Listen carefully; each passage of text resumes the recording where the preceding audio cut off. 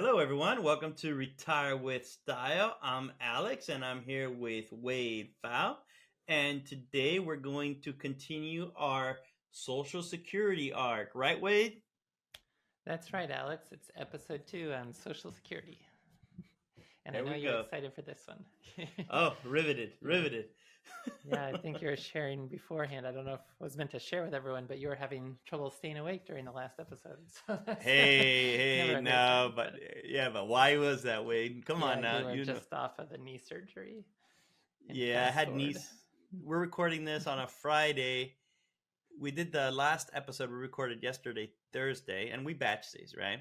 And so on Oh, I Monday was we ready had to pretend it was a week later. nah, I got tired of that game. And we always mess up anyways, right? And had partial knee replacement on Monday.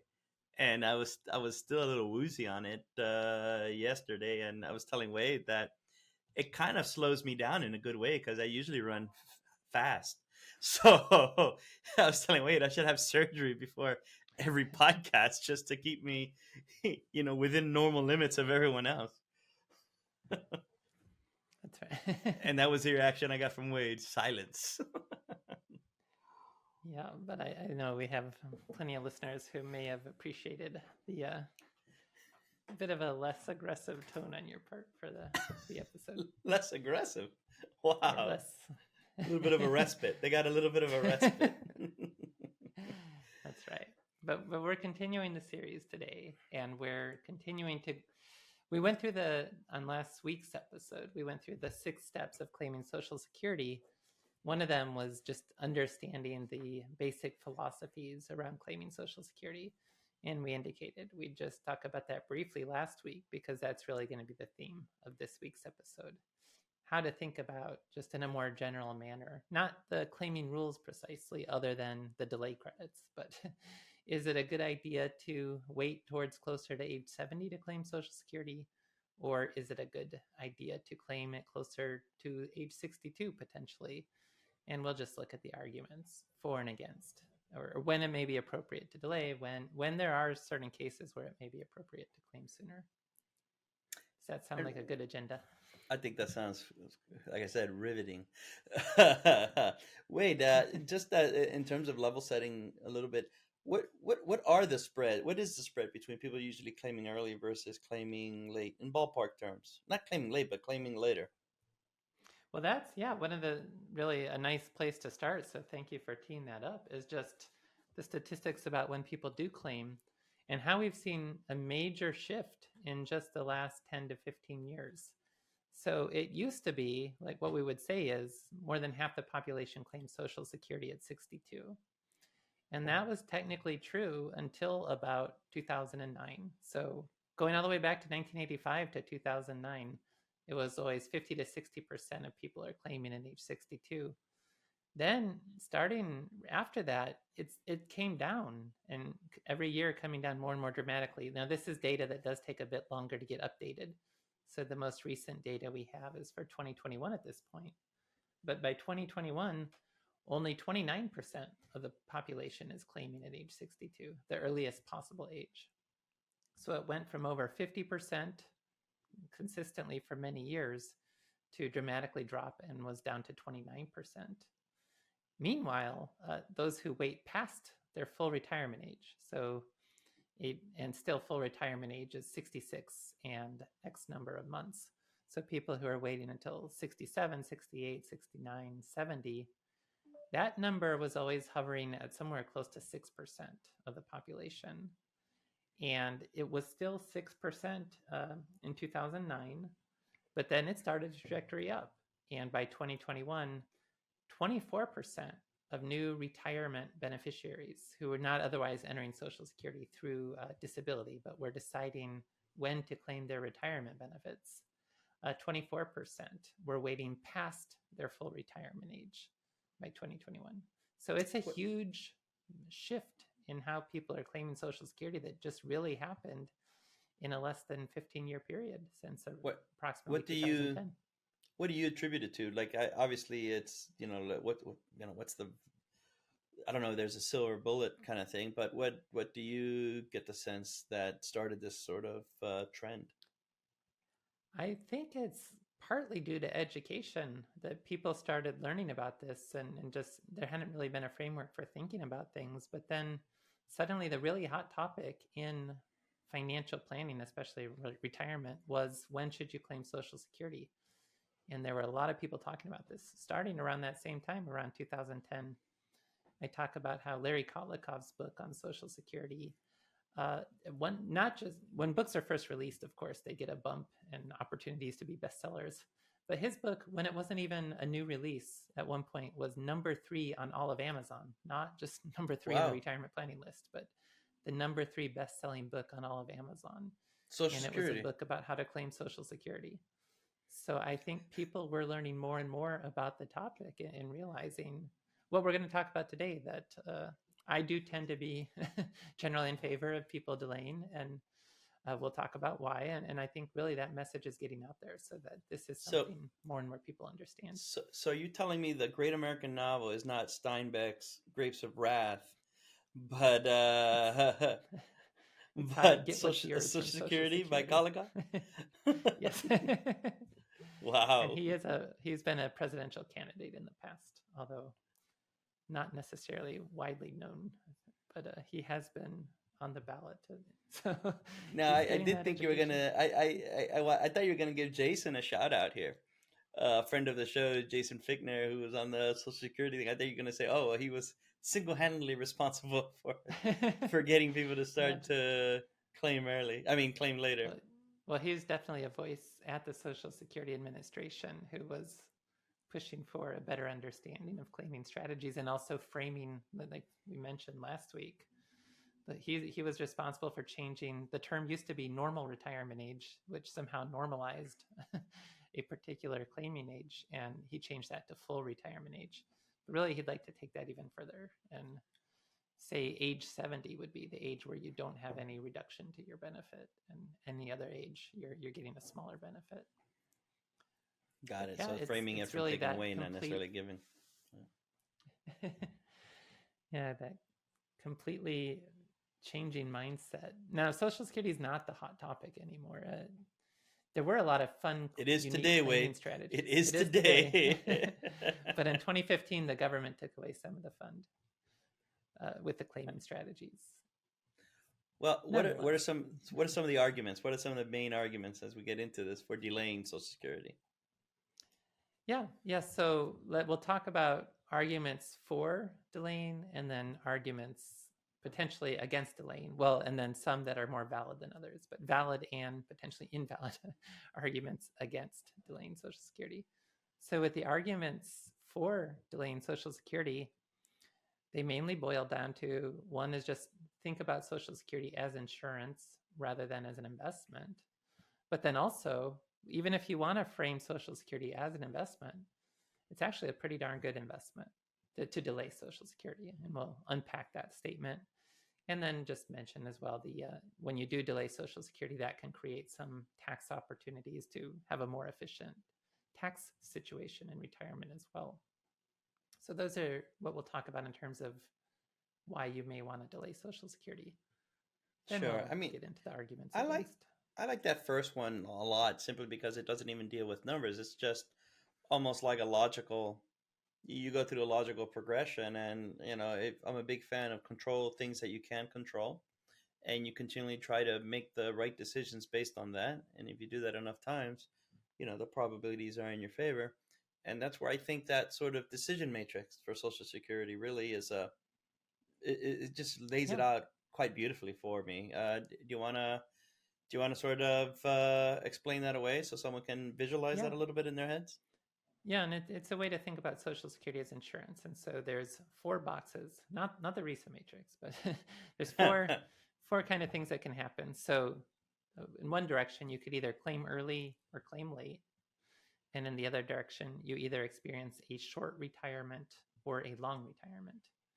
Now, remember, when we talk about retirement planning, you generally need to plan for a long retirement, but these are just either you have a short retirement or a long retirement. So then we can walk through what happens in those 4 scenarios. If you claim early and then experience a short retirement, it worked out okay. financially, if we're talking merely about the finances, of course, And not to be you macabre here, want but when you say short retirement, you mean you you die pass away. early, or Yeah, yeah. you may like make it to age 70 or something like that, rather than living to age 90 or beyond. But yeah, financially it worked out if you claim early and then end up not living very long. Now, if you delay claiming and then end up not living very long, in hindsight, financially, you may have been able to leave a larger legacy had you claimed early. But because you didn't have to spend much money on your retirement, your beneficiaries are still going to be treated very well in either scenario. So there's really minimal harm done if you die early and claim late. And this is But assuming like there's no but survivor and so forth. but that's important. And now if you think about valences, right? Positive valence, negative valence. Claim early, die early. Hey, fine. No harm. Nothing happened there. But claim late, die early. Minimal harm done because yeah, the opportunity cost of maybe you didn't go to Disney World, but you still had enough money that you left something behind. And Go on. yeah, I think people worry about that scenario. That's the trouble. They think like But I'm really going to but regret. Uh, I'm going to die early, and I'm going to regret not taking advantage of Social Security when I could have. yeah, but what's the alternative? It's not like there is some magic, right? I mean, you have to kind of on a relative basis. Do you want to put that at risk versus the other one where it's you claim early and you have a long retirement? Mm-hmm. Yeah, so that's the other possibility is you enjoy a long retirement. And so financially, what does that mean? If you claim early, you'll have a permanently reduced lifestyle because you're just inefficiently spending your assets, delaying Social Security. And we'll talk about this in more detail later in the episode, but you're you're spending Social Security in an inefficient manner, trying to preserve your investment portfolio in an inefficient manner, and it will reduce your lifestyle in retirement. Versus if you live a long time and you delay your claiming, this can permanently increase your lifestyle in retirement. You can enjoy a higher standard of living. Or, I mean, you can frame it two ways. Either you could enjoy a higher standard of living throughout retirement, or you have a particular spending goal in mind. You can meet it, and then you'll have more money left over at the end for beneficiaries as well. So And so that's where the real power comes, because it's if you live a long time, financially you're going to be much better off by delaying Social Security, whereas if you don't live very long, there's minimal harm done by delaying Social Security. I think that's all I everyone is different, right? In terms of their own personal hurdles. But to me, this sort of satisfies my sort of boxes that I need to check. It just this one has a significantly stronger valence to err on the side of claiming late and experiencing a long retirement. I'm not erring on the side, but I'd rather expose myself to that option than the counter. Mm-hmm. Yeah, and so the next step really is to further compound or expound upon, I should say, why you can have that permanently better lifestyle by delaying Social Security. And getting into that, we can first just comment on this back to this idea of, do we treat Social Security as insurance or as an investment? And let's just talk a moment about why we should treat Social Security as insurance. And really, it's another name for it is social insurance. It's insurance, risk pooling done socially, done through like the government and so forth. And it's insurance. It's an inflation adjusted, which, to be clear, on the commercial market, like private non-government market, you cannot buy a CPI adjusted annuity currently in the United States since January 2020. That was when the last company offering them left the market. So Social Security is an inflation adjusted lifetime annuity backed by the US government, providing longevity protection,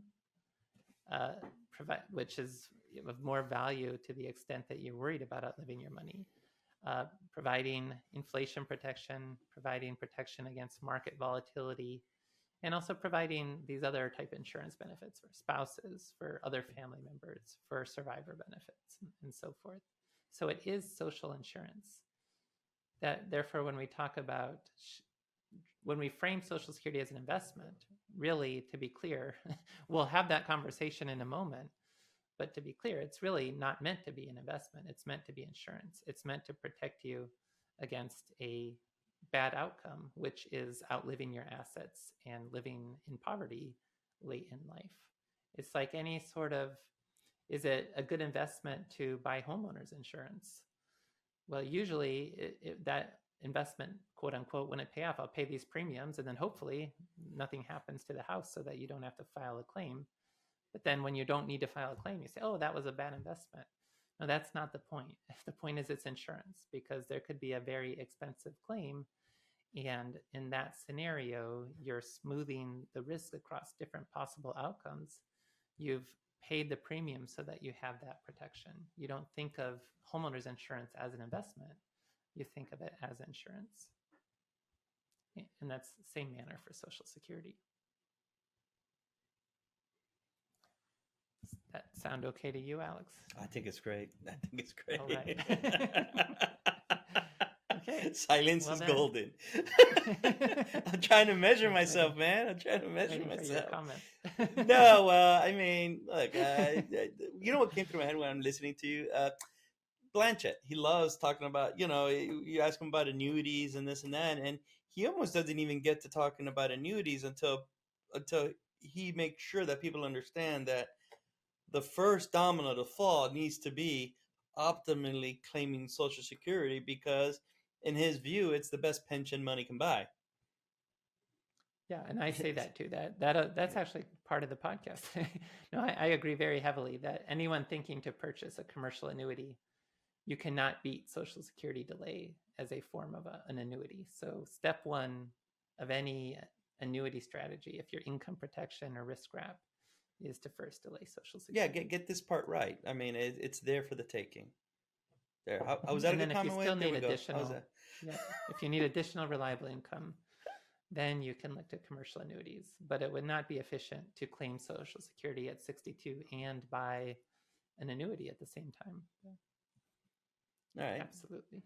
There we go. Now let's flip it. Now let's view it as an investment. Okay, so let's change to this idea of Social Security as an investment, which gets into, should I claim it early so that I can leverage my investment portfolio, not have to spend as much from my investment portfolio, with the idea that that will leave me better off over the long term? Or should I delay Social Security, which if I'm retired means I'll have to spend some other investments more quickly, but is that justifiable? Because then I'll have a much higher Social Security benefit in the future and won't have to spend for my investments so rapidly after that point. Or stated another way as well, we talked about last week, if I claim at 62 versus 70, so depending on your full retirement age, the age 70 benefit will be about 76 to 77% larger than if I claim at 62. How long would I need to live for this to pay off, in terms of I'll miss my age 62 benefit for 8 years, but then I get this 77% larger benefit for the rest of my life? And it does depend on the exact interest rate you assume to discount these benefits, these cash flows. But generally, your early 80s, around age 80 or your early 80s, you have to live that long for you to, quote unquote, benefit from the investment of delaying Social Security, for you to get an internal rate of return. Now, before you get to that, somebody could be listening, and you mentioned it in the last podcast, and this is where hopefully we'll have Jason on talking about it. But I don't want to entertain because someone could be listening thinking, well, that doesn't matter because we're not going to last that long. The government's going to bankrupt this before then. I don't. How should someone think about that? I personally, and I'll answer it, and then you can chime in. I don't think that's the way to think about it at all. I mean, deck chairs will be moved around. I mean, they always are, and I wouldn't sweat it like that. And it's more complicated, but I don't think you just sort of summarily say forget it because I'm gonna get it early because this thing's not gonna be around when I'm 80 to even figure out the break even. I would try to disabuse anyone of that kind of thinking.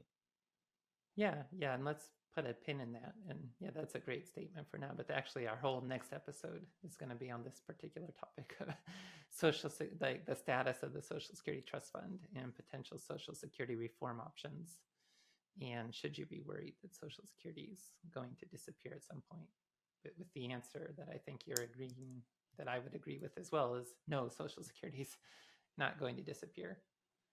Ultimately, there may be some benefit cut, but it's not going to overturn the discussion we are having right now about whether it's worthwhile to delay Social Security. So by extension, it's then worthwhile to think about the long term when that break even is. Even 80s may seem like a long time away, but it's not really. It's below normal life expectancy at this point. Yeah, life expectancies now for people in their 60s are going to be in the late 80s. And so that's the age where you have a 50% chance of living beyond that. So already, not even getting into anything else, you've got a better than 50% chance of benefiting from delaying Social Security, because you have a better than 50% chance of living to the age where it pays off to delay Social Security. So if you're gambling in that regard, the odds are in favor of delay, just because you're more likely to benefit from delay than to not benefit from delay. Completely aside from our earlier conversation around that short retirement, it not being a financial catastrophe if you delay Social Security anyway. But also that break-even age concept, does people start framing it? They start to worry, I'm not going to live to the break-even age, and therefore I better claim Social Security. And again, what we're saying is, of course, there is a percentage of the population who won't live to the break-even age, but it's going to be less than 50%. And especially if you're a healthier individual, or if you're the high earner in a couple whose spouse will benefit from the survivor's benefit, then it's a much greater than 50% chance that you'll benefit from delaying. And I don't know the numbers off the top of my head, Wade, but I'm willing to bet if you don't have a chronic illness by the time you're in your mid 60s, it's probably, the odds are in your favor. Mm-hmm. Yes. And if you're a non-smoker and if you're in reasonable health, and if you don't have any chronic issues. Now, of course, we never know. Accidents happen sometimes. But if we're just purely talking about the odds, not even related to the impact of these different odds, but just the odds, you've got a better than average shot at beating that break-even age and benefiting from delaying Social Security. So don't kind of get caught up in this idea of it's somehow I'm going to miss out or regret delaying Social Security because I won't live to enjoy it. And it's not that you then have to sacrifice your lifestyle by delaying Social Security. It's okay to go ahead and spend other investments more quickly, because your Social Security benefits will be so much higher in the future. Now, that being said, and I'm kind of looking through the notes here because we just talked about a bunch of things here. So looking ahead here. So, a little bit more color on that idea of you have a better than 50% chance of delaying Social Security, having that pay off for you. Because the system, the delay credits, that idea of as I delay Social Security, I'll get a higher subsequent benefit, that was designed to be, quote unquote, actuarially fair in 1983. That's when the current rules were designed. People today are living much longer than they were in 1983. And it was also really designed for single individuals. So if you're the high earner in a couple, it's very easy for the longest living member of that couple to live past how old the high earner would have been at their break-even age. So what you mean by that is when the government was pricing out the increases and the amount to give you and so forth, it was literally based on what the neutral number would have been on 1983 life expectancy, inflation, et cetera, et cetera. That has changed markedly since then, hence why it's such a good deal, quote unquote, to delay. Yeah, that in 1983, if you were going to live to your life expectancy, it wouldn't matter which age you claimed, because you'd always get the same amount of lifetime benefits. So it was kind of a 50% chance that you live past your life expectancy. So a 50% chance of benefiting from delaying Social Security as a single person in 1983. But now, because people are living quite a bit longer than they were in 1983, it's no longer fair. It's better than fair for you as the individual. You have a much better than 50% chance of living past the age you need to for that to be a fair bet. So you have more than a 50% chance of benefiting from delay. The other aspect of that too is interest rates. In 1983, interest rates were a lot higher, and in particular, what really matters are real interest rates. Now, TIPS had not been created yet in 1983. Real interest rates could only be estimated, but the 1983 reforms, those delay credits that were created, were based on an assumed 2.9% real interest rate. Today, TIPS yields, long-term TIPS yields, as of the time of this recording, are somewhere in the ballpark of 1.4 to 1.5% real. So interest rates are lower today than assumed by the delay factors. What that really means is, in 1983, if you were going to live to your life expectancy, the decision to delay was based on earning a 2.9% real return. It's harder today to earn a 2.9% real return than it was in 1983. You have to take investment risk today to earn a 2.9% return, because if you use TIPS, you're not getting anywhere close to the 2.9%. Well, but then I would add a caveat, right? 2.9% return with a zero standard deviation. Yeah, real return, but with effectively no volatility. Right. Well, there's no investment volatility. There's just yeah. That's what I'm getting at. And so, and so if you're thinking, oh, I can get that in stocks, well, you only have so many number of years to get that, and you have a path that it has to be extremely smooth that you most likely will not be able to match. Mm-hmm. Yeah, so 2.9% is not a high number for stocks to beat, but it is definitely a tough number for bonds to beat at the present. And with stocks, there's going to be a decent probability that you're over this 8-year window we're talking about. Stocks don't always outperform a 2.9% real return over different 8-year windows. So you may not. And the path won't be as smooth. And plus, you're taking a great deal of risk too. Yeah, that's what I'm trying to get at. Yeah. Yeah, they're not equivalent. The stock market is not equivalent to Social Security. Social Security is that riskless. And it was 2.9% if I lived to my life expectancy from 1983. Because my life expectancy is greater in 2023, the implied real return on delay is going to be higher than 2.9%. It's going to be closer, somewhere between 3 or closer to 4%. And it's different for men and women. It's really different based on your life expectancy. But even just based on your life expectancies, you're getting a pretty reasonable real return from delaying Social Security. So wait, and I say this, and I mentioned it in the last podcast, but I think this is where people are presented, right? I mentioned the newsletters. This is where you'll see, you read an investment article, and at the end of the investment article, there'll be something that says, reasons you should take Social Security early or soon. And one of the reasons is exactly this. They'll say, if you take it early, you have your cash in hand. And if you have cash in hand, you can invest it in the stock market. And by taking that money early and investing it in the stock market, over the next 8 years, in which if you delayed, you will get nothing. You will do better. You will do better XYZ because your investment acumen is, bar none, kind of thing. You're saying effectively not so fast. Right.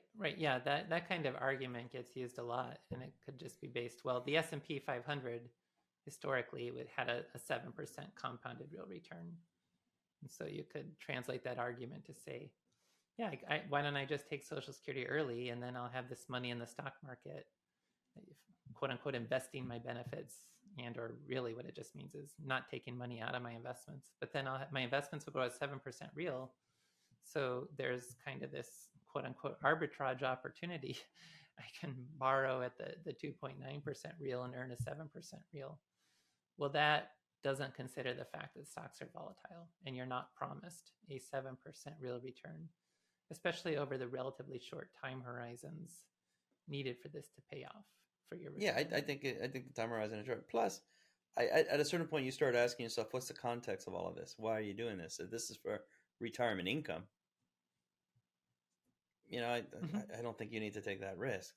I mean, Yeah. if you're at the stage where you're retiring and you find yourself needing to take that risk, there's probably other issues that have sort of bubbled up that need to be addressed as well. Right, right. And if we're back to also just this whole idea of Social Security is the key form of reliable income that most American households will have as part of their retirement. And if you're gambling it away, is really how you're kind of taking your Social Security benefits and investing them in the stock market. That may or may not pay off for you. I mean, it could, for some people, it could pay off, but it's definitely taking a lot of risk, and it may not be risk that the typical American is really able to take on because they don't have enough reliable income. They, Yeah, and this goes back to also how you frame it, right? I guess I inherently just view Social Security as more of an insurance piece. mhm. I think there's so many things in life that are up to random chance that if you get an opportunity to control certain outcomes that can be beneficial to you, I kind of hold them dear, and take risk where you have to, not necessarily where you don't have to. And to me, I don't know. What do you think? Where do you take this? I naturally view it as insurance, a risk off kind of thing for essential expenses. Yeah, I do as well. That I like to have Social Security framed as insurance. And what we're really just getting into now is even if you wanted to frame it as an investment, I would argue that it's a pretty darn good investment as well No, I to know, give I you know, I know. Social I Security just benefits. wanted to, I just wanted to get just personally. What do you think? Uh-huh. Hmm. Yeah, yeah, it's longevity protection. And to really then just summarize what we've been talking about with this longevity. So again, these delay credits were designed with 1983 longevity in mind. They were what we didn't mention, but worth emphasizing. Of course, they were designed for the average Social Security beneficiary, but we know that there's a lot of correlations between different socioeconomic characteristics uh, and longevity. And so the type of person who actually listens to Retire with Style probably has other characteristics that are correlated with living longer than the average American. And so that's just another example of where the odds of you as a listener living beyond those break-even ages is even higher than for the general population. There's And self-selection also, bias. mhm, yeah, yeah, and then also just I did mention this point, but to emphasize it again, for a couple, the high earner, their benefit lasts for the joint lifetime of the couple. If the high earner lives the longest, it's just their retirement benefit. If the spouse outlives the high earner, then that benefit becomes a survivor benefit. And especially if the high earner in the couple is the older individual in the household, that benefit could last for years. Like it's not when the high earner dies, it's when the last surviving member of that couple dies. So even just consider the high earner, say they're 10 years older than uh, their spouse lives to age 90. Maybe the high earner died at 75, but the high earner's benefit then lasted until the high earner would have been 100 because it lasted until the spouse died who was 90, but 10 years younger than the high earner. Well, by having that benefit paid from for those 30 years until that high earner would have turned 100, that's incredible. That I mean that you're getting so much more out of Social Security by delaying. And that's really the way that a couple needs to frame the problem. It's not what is just my personal longevity, but what is the joint longevity of myself and my partner or spouse? And how old would the high earner have been when the last person in that couple passes away?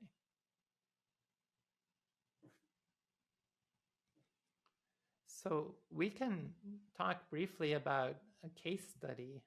Maybe a little bit harder to discuss the case study without having any visuals, but we can try our best here because this is a case study that helps illustrate the idea about why you can have a permanently enhanced lifestyle um, by delaying Social Security. And so it's a pretty simple case study. We'll take a 62-year-old. They're currently 62, so that means their full retirement age will be 67. They just simply want to spend $60,000 a year in retirement. plus inflation.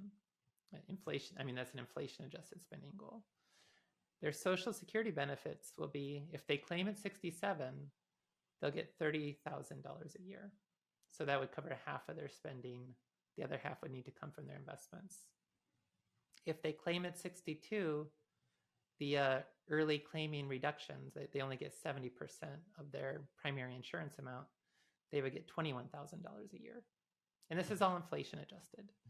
If they wait until 70, those delay credits past full retirement age, they get 24% more.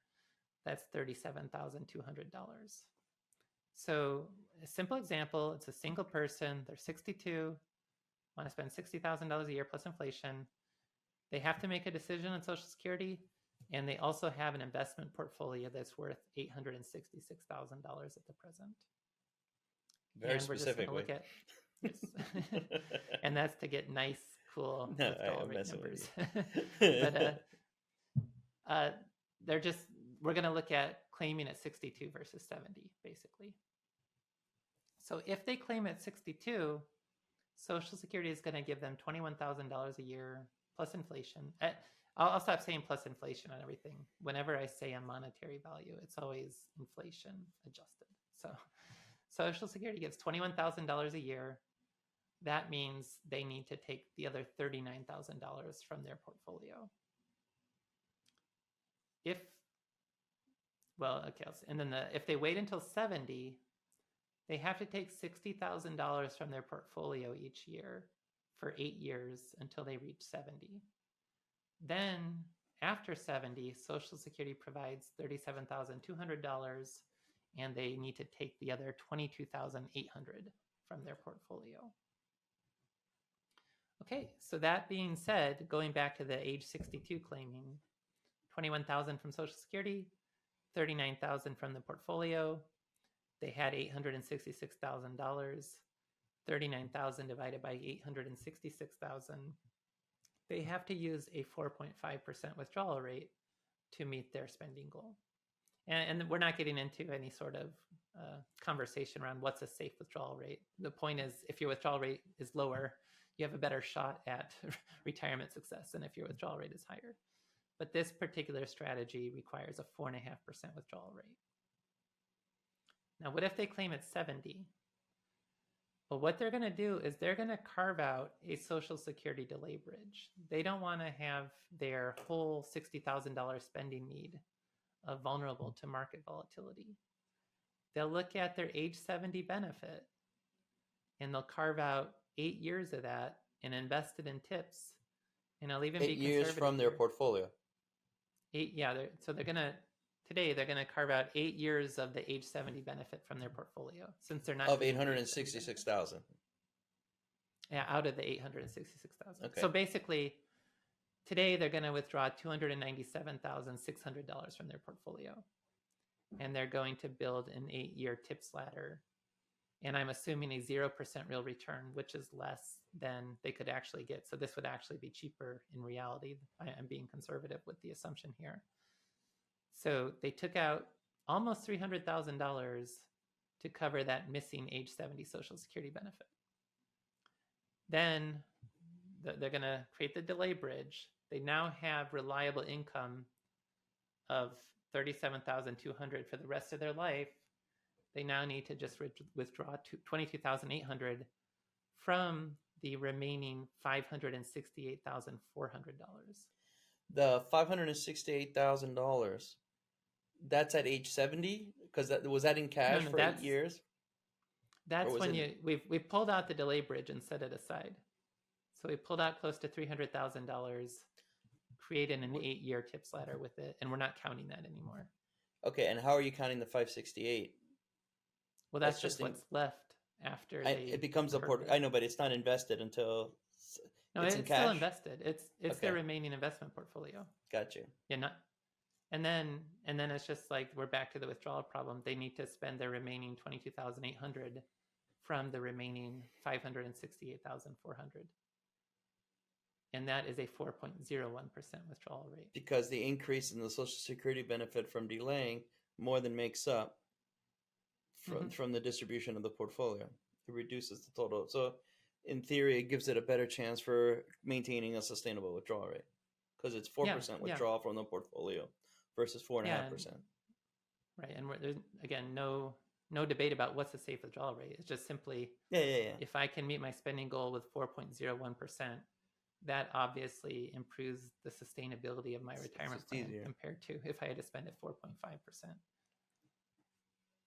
And so then that's by delaying Social Security and by building a conservative Social Security delay bridge, even assuming a 0% real rate of return, I can reduce the withdrawal rate needed from my investment portfolio to cover the rest of my spending goal. So either what that means is if I simply spend at a lower withdrawal rate, I'm going to have a bigger legacy at the end. Alternatively, if I wanted to still use a 4.5% withdrawal rate to have the same risk of portfolio depletion, I get to spend and enjoy more spending in retirement. It ends up being about 5% more total spending. It's more than 5% from the portfolio, but Social Security is still the same. So 5% more lifetime spending with the same amount of risk of portfolio depletion. So permanently enhanced lifestyle. 5% may not sound like a lot, but it is No, I mean, at this level, this is where everything counts in some, yeah. in large amounts. So understood. And then, yeah, and one other point to mention too. Plus, you could still deplete your investments. You might run out of money. But if that happens, it's less catastrophic because you now have, like, if I claimed at 62 and deplete my investments, I only get to spend $21,000 a year after that. If I claim at 70 and then later deplete my investments, I get to spend 77% more at the $37,200 per year for the rest of my life. So less risk of depleting my investments. Plus, even in the unfortunate scenario where I deplete my investments, I have a much higher remaining lifestyle because I have much more from Social Security still in that scenario. Yeah, and even if you view it from a Monte Carlo standpoint, I'm sure if you're on the Monte Carlo, what you're going to recognize is you can spend more with the same probability of failure. Mm-hmm. Yeah, that's where if you increase the withdrawal rate to just enjoy the higher lifestyle, you get to spend more with the same probability of failure. Plus, when you do fail, same probability of failure, but when you do fail, you have 77% more to spend after that because your Social Security benefit is larger. Oh yeah, the delta was larger, so you were getting a higher monthly. Mm-hmm. Yeah, so I mean, it's hard not to. Permanently enhanced lifestyle that we're talking about. And the other just kind of angle on all this is if you delay Social Security, the implied return you're getting on your cash flows, because we're talking about cash flows here. What's the quote unquote return from delaying Social Security?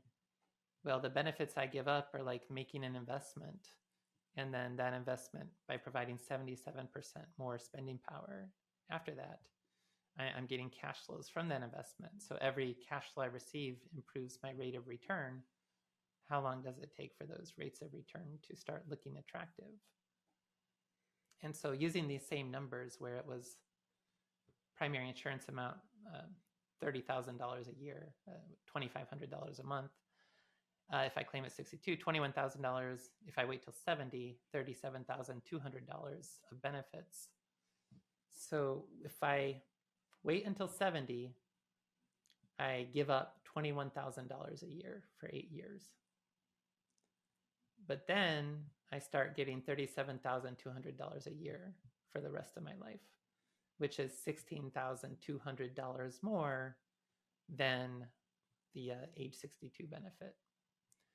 Now, it takes some time for that to start implying like reasonable returns, but this is where at age 80, that's the break-even age here. That's when you now have a positive real rate of return from delaying Social Security. By age, say, 84, it's already a 3.3% real return. Yeah, no, I think it's. I mean, the other way to look at it even is kind of what I said earlier. The best sort of pension money could buy, because if you were gonna take that difference, which is if you left $168,000 on the table, right, and you use that to buy an annuity, you wouldn't be able to get the same payout that you would be from delaying. No, and that's another way to frame it too. But yeah, I mean, just let's talk about that also. But let me just mention, like, say if you live to 95, you're getting an implied 6.1% real return from delaying Social Security, which is competitive That's with the stock market. but that's a lot. No, but I can't even stress enough. When if you're that age, you're not gonna be you shouldn't be taking that much investment risk anyways at that point. And Right. so You'd have to be it's 100% stocks to. exactly. So if you're getting that much, I mean, take the money and run, right? The Steve Miller song. I mean, take it. It's there. Yeah, yeah. But then, Alex, what you're saying too about annuities, that's also worthwhile.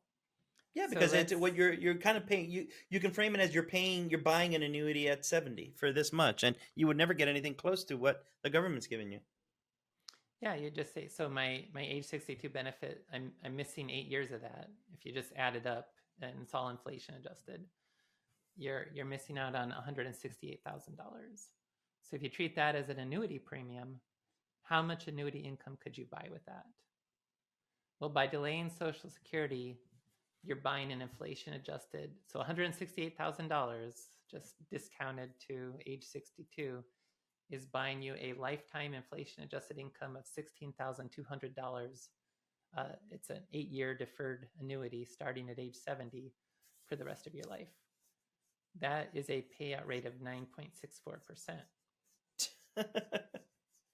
Yeah, it's not bad. It's actually pretty darn good, because now we want to try to compare that to commercial annuities. The problem is there's no commercial annuity that even provides a CPI adjusted income.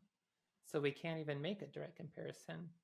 We're going to have to assume an inflation rate to even be able to do this.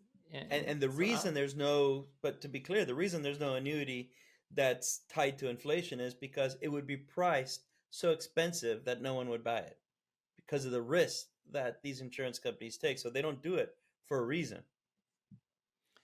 yeah, I mean, if these were not popular, there's even a story in the New York Times where they tracked down the one person who bought a CPI adjusted income annuity from one of the major providers out there. And that person was a retired actuary living in Arizona. So Smart of guy. course the actuary bought the but generally they weren't popular with the public. And also just the insurance companies taking risks because they don't have any way to hedge inflation beyond 30 years, since tips only go out for 30 years. So for anyone who's promised a CPI adjusted payment in year 31, that's all on the insurance company. And so they have to, like, consider that risk and have to raise the price they charge for the CPI adjusted annuity, so that, yeah, they weren't popular with the public. No one was even searching them out. The insurance company has to take additional risk to offer them. It just, maybe we'll see, hopefully we'll see them again someday, but January 2020 is when the last remaining company dropped out of the market. And that's when that was the last time we could provide a apples to apples comparison. Yeah. Yeah. And since then, we So can't it'll even do do apples right now.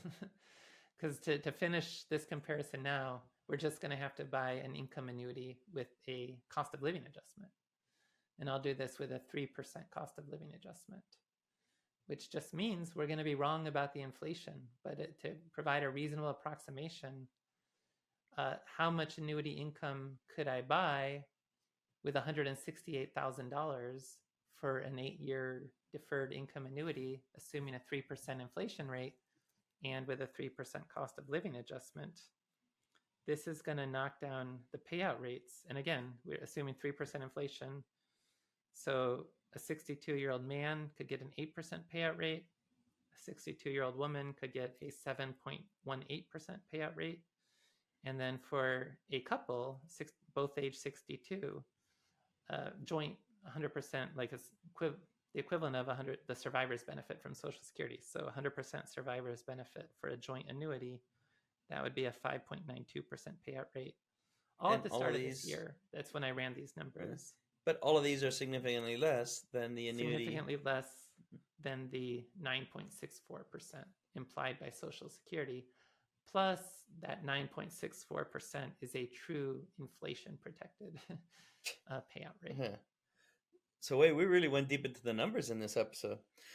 We did, yeah. It's kind of mind-blowing. And that's back to the point of, if you are thinking about using an annuity, especially if you are income protection or risk wrap, you can't Get beat this one right. delaying Social Security. So step one is delay Social Security. Then if there's still need for additional annuity, that's when you can look into the commercial markets. But it would not 100%. Be efficient to claim Social Security early and just buy more annuity instead. Okay, so that's the case for delaying Social Security. Now let's talk about why it might make sense to claim early in some scenarios. Okay, so the first reason, if you have a legitimate medical reason to not expect to be able to live to age 80 or beyond, then it's valid. And this should not just be your hunch, but it should be like a doctor, something that's linked to the medical world. As well as if you're the high earner in the couple, it's not just your life expectancy that we're talking about, it's the joint longevity of the couple. That if you have a reason to believe that yourself or anyone eligible to a survivor benefit from you is not going to make it past the age where you would turn 80, then you could argue it's okay, there's a valid, legitimate medical reason that it can be justified to claim early. Like, I can't tell someone who has severe medical issues that they should still delay. So that can be a valid reason to delay or to claim early. Another one, and we did mention this last week in the episode, is if you simply have no alternative, you don't have a side investment account, you don't have the opportunity to engage in part-time work and so forth, you just absolutely need the money now, then there may be no alternative but to claim earlier.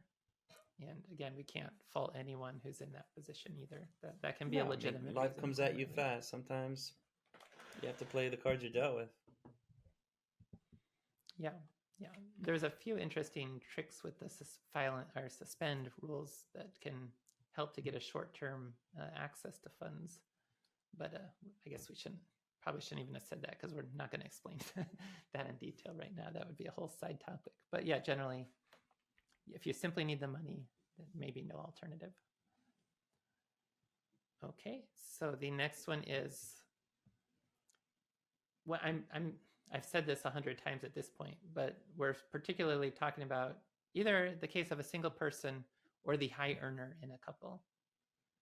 The spouse in a couple with the lower primary insurance amount can be much more justified to claim at an earlier age.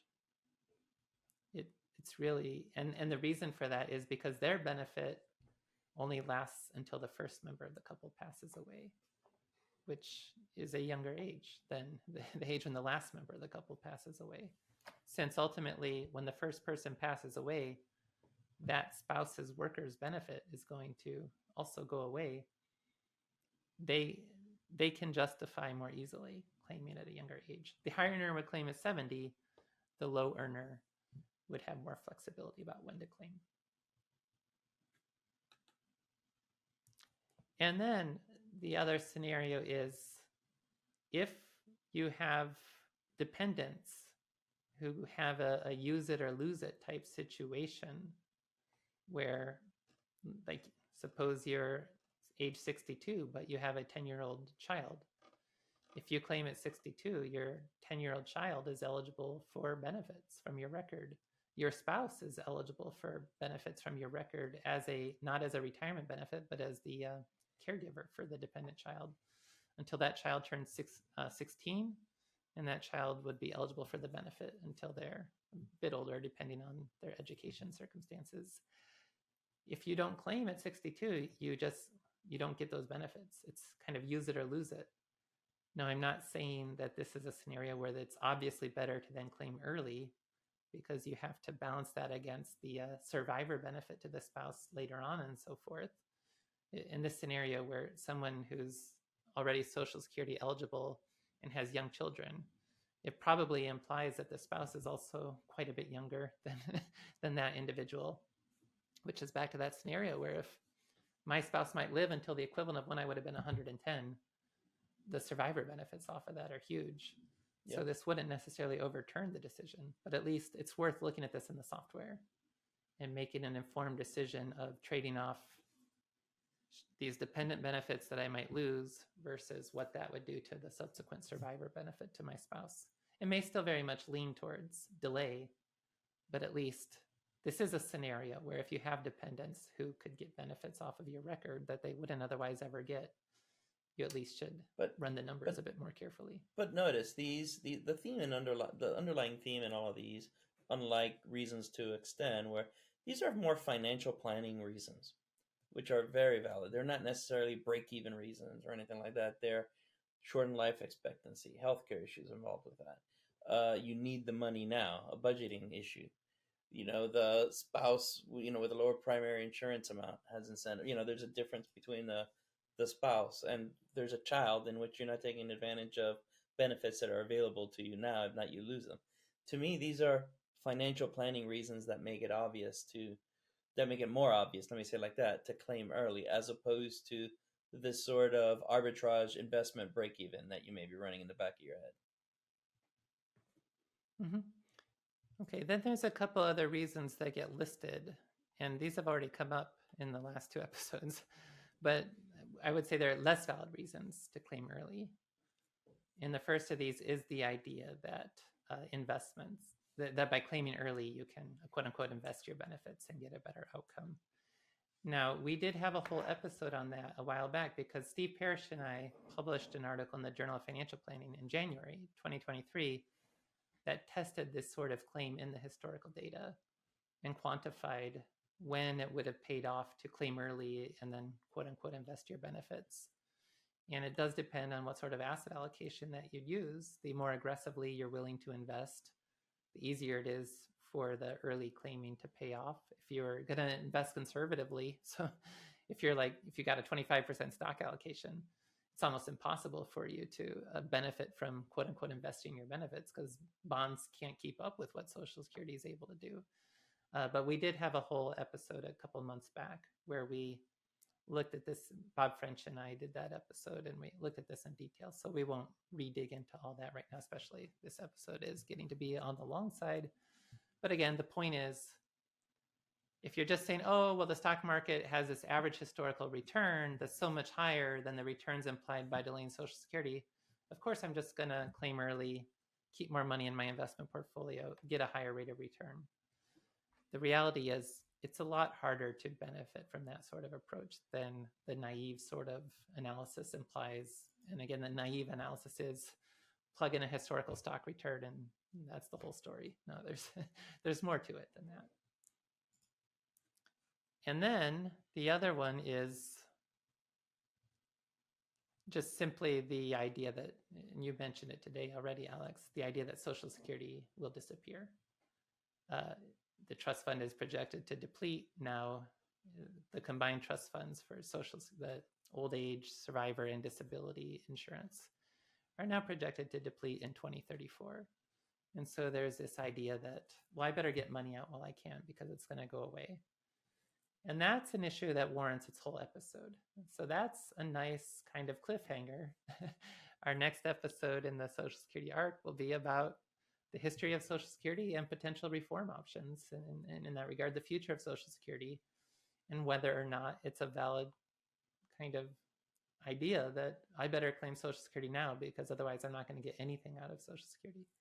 The punchline is, I don't think that's a legitimate concern, but we'll unpack that in a lot more detail in the next episode.